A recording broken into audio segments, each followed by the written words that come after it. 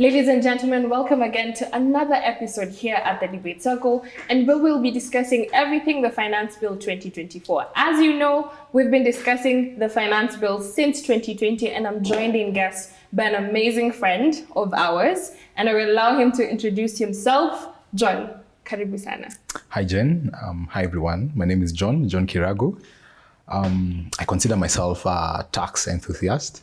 And I think the Finance Bill is something I've been following for the longest time. It's a pleasure to be back here. It's a pleasure to be doing this, I think, for the fourth time now. And I'm happy to discuss some of the provisions that we are seeing in the Finance Bill 2024. Thank you very much. And I feel like every other episode when we start, I always say how humble you are about your titles, but it's fine. We will go with a tax enthusiast. Yeah. So, kicking us off, we have the Finance Bill 2024. Again, as we've said, we've done it here a couple of times where we've analyzed the provisions that have been tabled. Yeah. And over the years, we've been talking about public participation. At least for last year, we could have comfortably said that our comments are put. Yeah. And a lot of public participation went into it. But just to start us off, we are seeing a lot more interest over the years when it comes to matters Finance Bill than we've previously seen. What do you think is contributing to so many people wanting to know what's happening with this Finance Bill? I really feel like saying it's because of the great work TDC is doing. We take that compliment. Yeah, but I guess more seriously, and maybe by way of introduction, I think the Finance Bill is a piece of legislation like any other. And we have the Finance Bill every year. The unique thing about the Finance Bill is that it brings in a raft of changes to our tax laws. And this year's Finance Bill is no different. In my view, I think one of the reasons why the Finance Bill is increasingly becoming an important piece of legislation to watch is because I think over maybe the last couple, maybe 4 or 5 years, we've been seeing a raft of new changes, of course, driven by the need to increase revenue. So everyone has to sort of keep track on what new tax is coming in and how it's going to apply to them. Of course, if you remember last year when we had this chat about the affordable housing levy and the uproar that it has caused there, I think... Now we're no longer even talking about it being a concept. Now we're already used to it. Our payslips are sort of getting adjusted to the affordable housing. So I think I'm just going to start us slow with some of the provisions that we're seeing. And I'll start with the Kenya Revenue Authority, ideally being given rights to access personal data for the purposes of tax administration, which is a first that we're seeing. And these are certain provisions, of course, under the Data Protection Act of 2019, particularly on personal data for enforcement, collection, and without being bound by the limits that traditionally would be there. So when you hear the authority is coming for your personal data, what are we thinking here? What sort of personal data are we talking about? Because again, it's new, it's a first. And like, are we seeing an instance where the authority will be checking our transactions and giving us a text? John, we see you collecting that money. What exactly is the context of that when it comes to the powers that now the Revenue Authority has? I mean, thank you so much. I think this is an interesting one.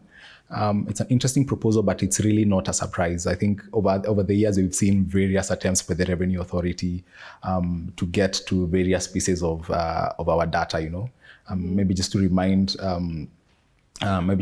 you, if you remember, there was a time when the Revenue Authority said they'll be stalking us on Twitter. There was a time they actually tried to get access to our M-Pesa transactions. The Revenue Authority already does keep an eye on your bank statements and has some access to your bank statement. But maybe just to discuss this provision in particular, what they're really trying to do is have more data. And this is informed by the fact that it seems the Revenue Authority seems to think, and the proponents of this proposal seem to think that, there are still a lot of tax leakages out there. And what they're trying to do is to have at least some more access to your personal data for purposes of collecting, some of that income that you get off the books. And I think we wait to see whether actually they'll get this exemption from the provisions they're looking for, and to get an exemption under the Data Protection Act.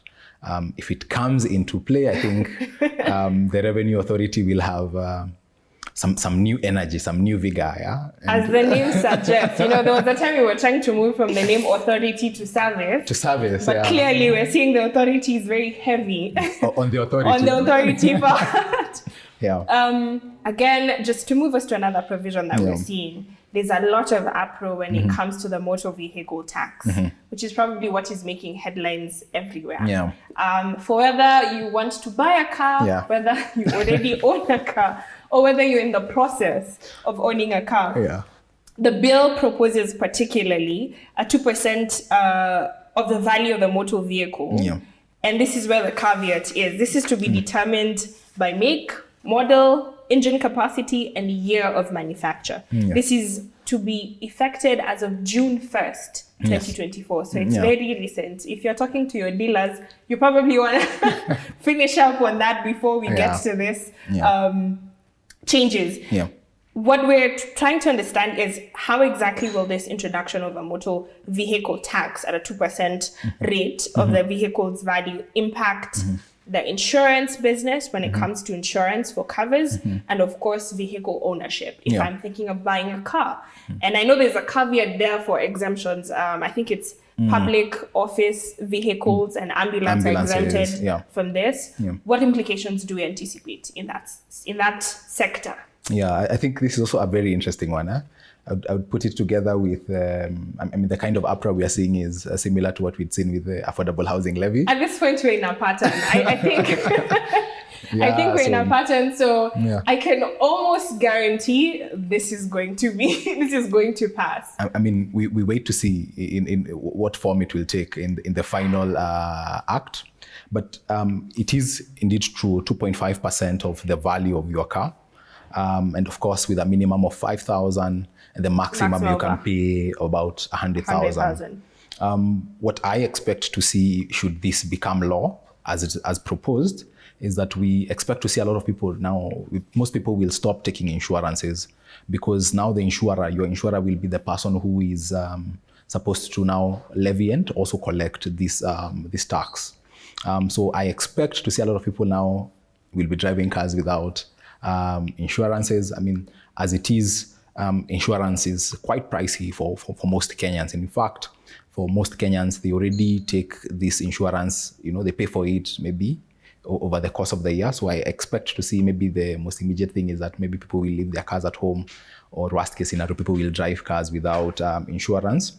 Of course, from an insurance perspective, it will make insurance more costly, because as an insurer now you have to adapt your system, you have to do a bit more rigorous accounting, because if you don't levy this tax properly, then there are penalties that accrue. I also expect to see, or perhaps one of the things I personally would expect to see, is that I expect to see some businesses mushrooming, where maybe somebody will advance you. Already we have people who can advance you, your insurance, and then by way of a loan, and then you pay them. I know there's some circles who give you that service. I presume now that's some of the service. That's a new business venture. We're hoping to see. I don't know what that means for the insurance sector. Perhaps it's time we start unbundling some of our services and rethinking how we are underwriting and things of that nature. I can't complain heavily on this one. I have not yet bought my dream car. So but we hope you are buying soon. We hope. Yeah. So perhaps now, just to bring us back to, again, the uproar that we see in the general public, because what tends to happen is on mainstream media, you'll see a lot of emphasis on, especially changes when it comes to VAT. And the ones that, of course, touch on, everyday cost of living and things of that nature. I just want to highlight a couple of few, and what that translates to when it comes to cost of living in this period that we're in. So let's start with the ones that we're seeing a shift from zero-rated to exempt. In this case, we have ordinary bread, agricultural pest control, gluten bread, and leaven bread. And it's proposed to move from zero-rated to exempt. So again, we're factoring production cost and all these things before we come to an exempt status. Perhaps if you could break down, what does that financial implication look like? So when a product is moving from being zero rated to exempt, what that essentially means is that the cost of production will effectively go higher. And the reason this cost of production goes higher is primarily because the person who is producing, the manufacturer, is not allowed to claim their input VAT. Input VAT. And maybe just a simple explanation is, for all goods and services that you're producing, you spend some VAT to produce them, and you charge VAT to the ultimate consumer.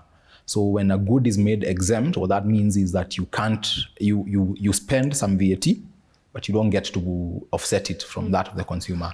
And when you see such proposals, one of the things that happens is that the manufacturer will, of course, push the additional cost. Yeah. So there are a host of things that the proposed finance bill is proposing to move from zero rated to exempt.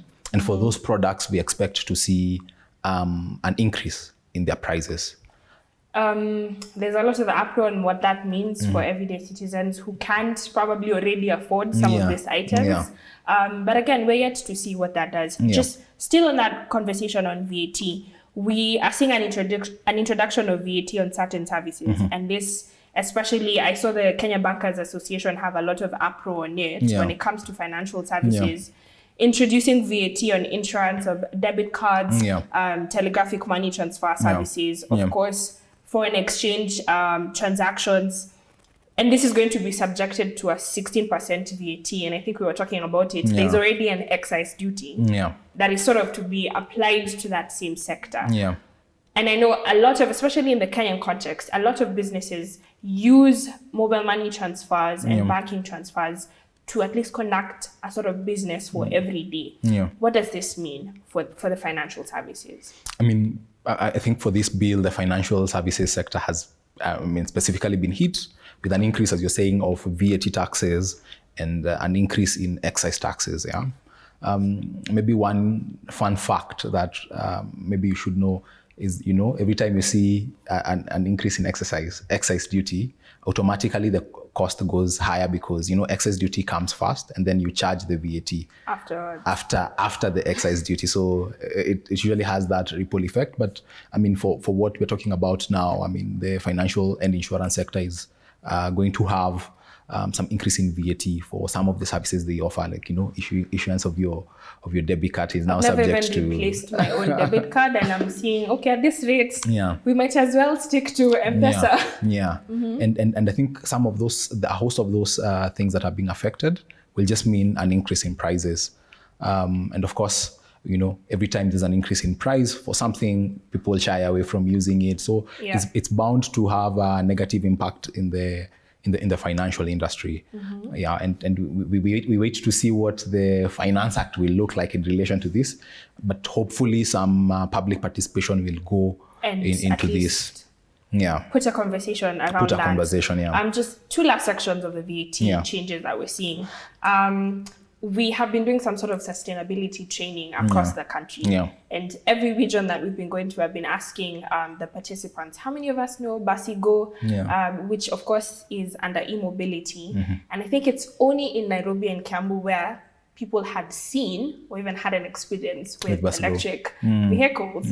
So now we have a change in treatment for e-mobility from zero rated to 16% VAT. And I know the president is very particular on matters, environmental conservation and sustainability. And I was like, there were tax incentives, to at least make sure we're having more players in that sector.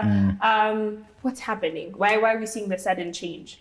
I think this one is a curious one. I mean, for two reasons. The first being, the president has been a big proponent of sustainability, and he's, been really speaking about some of these things. And then I think the second reason why I think this is curious is because some of these provisions had come in through the Finance Bill 2023, or rather some of these exemptions, some of these tax benefits had just come in. So we just had them roughly for 1 year. We'd say roughly a year. Roughly a year, and I think in that 1 year we've seen an exponential growth in electric bikes in buses. So I think to some extent one would say that these provisions were working. It's sad to see somebody proposing to remove them. To remove them. I mean, now you're more likely to see a bussy go in town than before. It's no longer a foreign concept. And even electric bikes, I mean, electric bikes have become very common. If you use your Uber, your Bolt, they have electric bikes. So of course now this will make the cost of purchasing some of these buses, bikes, and motorcycles will make it expensive, which maybe is not the best of things given our drive to be more sustainable. Okay. Yeah. To just wrap it up, again, this government of ours is big on youth opportunities and kazi kwa vijana. At this point, I feel like kazi kwa vijana should be banned from every next president to come, because how we use it in the most politicized way, in a way that we don't understand. So there is a couple of changes that's coming to the film industry. Goods and services imported or procured for use by local film industry, which were previously exempt, will now be subject to 16% VAT. What's that implication looking like for that creative sector, and especially because we tend to relate creative sector with young people? I mean, again, increasing prices for those goods and services that were previously getting exemptions at the point of when you're bringing those goods and services into the country. So it's a disincentive for the industry, and perhaps, as you've said, it will hit the younger people the most, given that if you think about your film industry, it's mostly populated with your typical 20-something to 30-something-year-old John, we're supposed to ask you your age at this point, but we shall. I am not in the film industry. We shall cap it at that. I'm really looking forward to see what public participation would look like for this bill. It's heavy on why we're doing this series. I think for the general public, these are some of those key areas, especially changes when it comes to value-added tax, and of course changes when it comes to motor vehicle tax and more that is coming into this bill. So if you do have comments, at least when it comes to the general public participation for this section, or even feedback or questions, feel free to leave them on this description box or in our comment section, and we will get back to you. I think, John, thank you very much for having you on set, and it's goodbye from us.